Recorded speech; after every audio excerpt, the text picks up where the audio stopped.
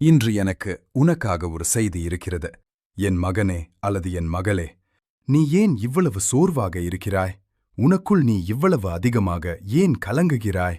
உனது நம்பிக்கையை என்னிடம் வை, ஏனெனில் நானே உனது இரட்சகர். நீ மீண்டும் என்னை துதிக்கும் காலம் வரும். சங்கீதம் 42:11. இன்று உனக்கொரு நினைவூட்டலாகும். வாழ்க்கை பாரமாக தோன்றும்போதும் உனது இதயம் உடைந்திருக்கும் போதும் நான் உன்னுடன் இருக்கிறேன். உனது போராட்டங்களையும் உனது வேதனையையும் உனது சந்தேகங்களையும் நான் பார்க்கிறேன்.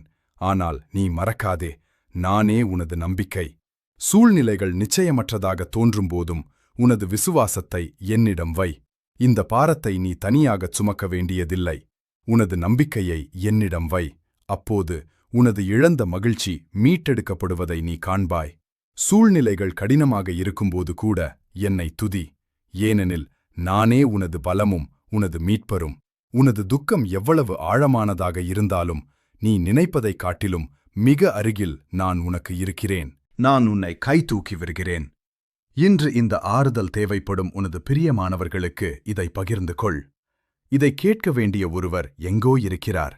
நானே அவர்களின் நம்பிக்கை என்று அவர்களை நினைவூட்டுவது ஒருவேளை நீயாக இருக்கலாம்.